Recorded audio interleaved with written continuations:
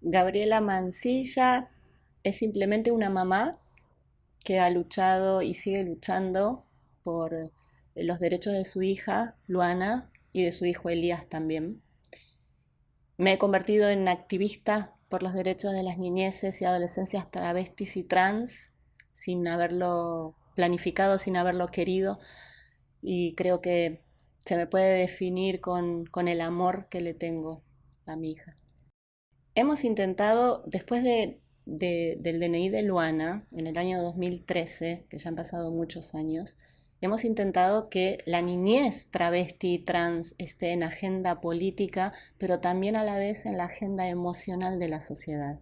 Esto quiere decir que se les piense, que se les quiera, que se les ame, que se les respete, no que se les incluya en ningún plan de ninguna institución, sino que se amplíen los derechos para las niñeces travestis y trans. Y consta y consiste en la modificación de la educación, en tener otra clase de educación que no sea biologicista, que no sea binaria, en una educación que genere el bienestar, el contexto apropiado para que se desarrollen las niñeces travestis y trans. Y esto tiene que ver con que exista una visibilidad no solo de su identidad en todos los espacios e instituciones, sino que exista su corporalidad, así como es. Niñas que tienen pene, niños que tienen vulva, niñeces extrabinarias, y en esa agenda es donde queremos que estén y que esté esta lucha y que esté esta causa. Y la deuda que el Estado tiene, todos los estados, en todos los países, es el poder reconocerles dentro de todas sus particularidades e intersecciones. La deuda es que no estén dentro de este sistema binario, leídos y leídas por el rosa y el celeste, por el superhéroe o la princesa, ¿no? El brillo y la pelota de fútbol. La deuda es romper ese binario y empezar a hablar de otras identidades posibles, de que todas las corporalidades sean legítimas, de que no existe el cuerpo equivocado, existe el cuerpo de cada quien, existe la identidad de cada quien, y la deuda tiene que ver con eso, con no haberles pensado jamás históricamente. Acarrea una historia de mucho dolor, de expulsión, de represión, toda la comunidad travesti trans. Se tiene que pensar a la niñez, a la infancia trans y travesti y adolescencia trans travesti dentro del contexto histórico de toda su comunidad. Porque si no, no se puede pensar. Aquí en Argentina la comunidad travesti trans tiene una expectativa de vida de 35 años. 40% de índice de suicidio, especialmente en adolescentes, y el 1% solamente llega a la vejez. Entonces, ¿cómo acompañar a una niñez o adolescencia travesti trans sin ponerla dentro del contexto de toda su comunidad y de todo lo que acarrea y la deuda que se tiene por haberles criminalizado, por haberles expulsado, porque hay un plan de exterminio de alguna manera, de que solo tiene que existir lo hegemónico, solo tiene que existir el estereotipo de género, el estereotipo de belleza, solo tiene que existir la idea de hombre o de mujer, y en el medio no hay más nada. Antes de la ley de identidad de género en Argentina, no teníamos una herramienta para hacer valer los derechos de nuestras niñas. Por más que en la experiencia de Luana, que fue algo que no era común, Luanita iba al jardín de infantes, a la escuela, con un DNI que decía que era un varón, y la ley de identidad de género todavía no estaba sancionada en el país, porque en el año 2011 Luana ya iba a la escuela como Luana, y la ley de identidad de género es a partir del año 2012. Estamos cumpliendo 9 años de la ley de identidad acá en Argentina. Y hay un reconocimiento a partir del DNI, a partir de la ley, hay un marco que te lee, que te incluye de alguna manera y que obliga a una sociedad que todavía no está capacitada no solo para acompañar, sino para amar, todas estas diferencias y todo lo que viene a moverte una niñez travesti trans, porque viene a mover tus estructuras, viene a mover y a interpelar tus miedos, tus prejuicios, y en todo eso la ley se viene a meter para exigir que no se violen más los derechos de estas niñeces. Entonces, a partir de la ley de identidad de género, cobra esta identidad una legitimidad que no se les había dado antes. No quiere decir con eso que existiendo una ley sin que la sociedad se capacite, sin que los profesionales se capaciten, esto es mucho más viable, no. La ley cae en letra muerta si la sociedad no empieza a entender y a conocer la ley y a aplicarla como corresponde. Pero es un marco de contención y de garantía. Hay algo que evidentemente nos hace falta a las personas, es que alguien te diga hasta dónde podés o no violarle los derechos a otra persona. Bueno, y las leyes son más que importantes. Y esta ley de identidad de género viene a reivindicar el nombre y viene a garantizar que esa persona pueda ser nombrada como lo desea en lo más profundo de su corazón. No creo que se pueda tomar como un fenómeno. Yo creo que evidentemente es una postura de antiderechos. Y eso existe en este país y existe en todos los países. Tiene que ver con otra cosa, tiene que ver con otra postura.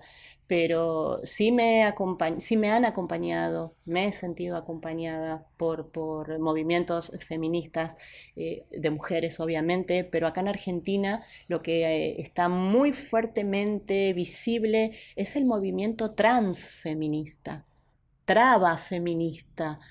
Y es desde ese lugar donde nuestras niñeces empiezan a pensar, porque también tienen que expresarse desde el lugar que sienten, desde el lugar que quieren, desde el lugar que ocupan. Es un posicionamiento político reivindicar la identidad y decir, no soy varón, no soy mujer, voy siendo, como dice nuestra militante Marlene Guayar, voy siendo travesti. Y hoy las niñeces teniendo a estas tías trabas, a estas tías travestis, pueden nombrarse e identificarse y decirse travitas o decirse soy una niña travesti. Hay masculinidades que dicen soy travesto. En esto de venir a romper el binario y de crear un nuevo movimiento que tiene que ver con el transfeminismo. Es que el haber acompañado a Luana y estar abrazada por la comunidad LGBTIQ+, especialmente la comunidad trans travesti, te lleva a tu propia deconstrucción. El poder acompañar a Luana sin haberme deconstruido hubiese sido imposible.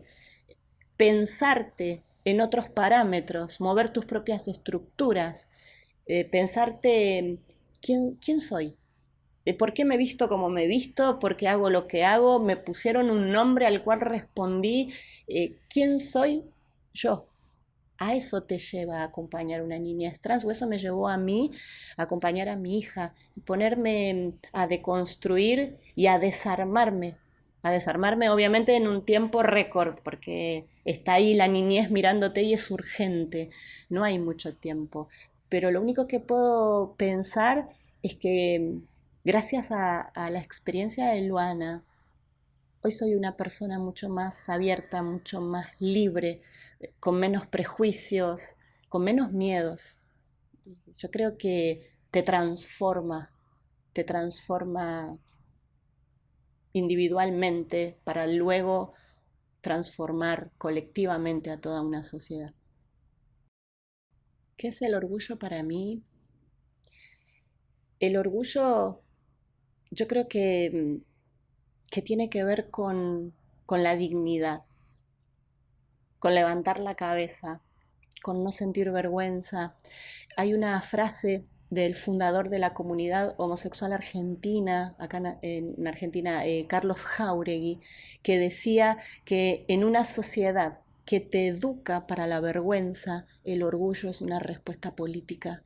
Yo creo que el orgullo es eso, es la respuesta política de las niñeces y adolescencias travestis y trans frente a un sistema opresor, frente a un sistema que te dice que debes de ser, por los genitales que tenés, o varón o mujer, Y el orgullo es pararse para decir no, no es eso lo que quiero, no es eso lo que siento, no es eso con lo que me siento cómoda, cómodo, no es lo que quiero para mí. Yo creo que el orgullo es eso, dignidad. Un armario abierto, primero que no creo en los armarios. No creo ni en los armarios, ni en el closet, ni en el placar. Creo en una sociedad y en un sistema opresor. Y creo que aquello a lo que le pueden llegar a llamar armario es lo que te oprime y lo que no te deja ser libre, lo que no te deja ser, lo que no te deja vivir, no te deja pensar. Yo creo que la libertad la tenemos acá dentro y no podemos expresarla porque depende de todo el contexto. Y un armario libre sería un contexto libre con un Estado que piense en toda la población, que no excluya, que no deje de lado aquello que supuestamente es raro, es perverso, es equívoco, no está dentro de la moral, porque también hay que hablar de esto, ¿no? Toda la influencia de lo que corresponde, de la iglesia, del deber ser, de la culpa que nos han metido acá adentro. El armario libre soy yo misma, yo mismo, yo misme siendo yo. Eso es lo libre. En estos momentos, acá en Argentina, se está rodando la película Yo Nena, Yo Princesa, que tiene que ver con llevar a la ficción a la pantalla grande, al cine, el libro que escribí en el año 2014, que tiene el título Yo Nena, Yo Princesa, Luana, la niña que eligió su propio nombre, que es de la Universidad Nacional de General Sarmiento, y se agruparon varias productoras acá en Argentina, como Tronera Producciones, Aleph Media, el Grupo Octubre, Arco Libre, HSBG, la Universidad Nacional de La Matanza, para, para llevar al cine esta historia. El objetivo que tiene esta película es poder visibilizar la lucha, poder visibilizar esta historia en común, esta historia particular que es la de todas las niñeces trans, travestis, la de toda la comunidad travesti trans, que está resumida en la historia de Luana, y lo más importante es que está interpretada por otra niña trans.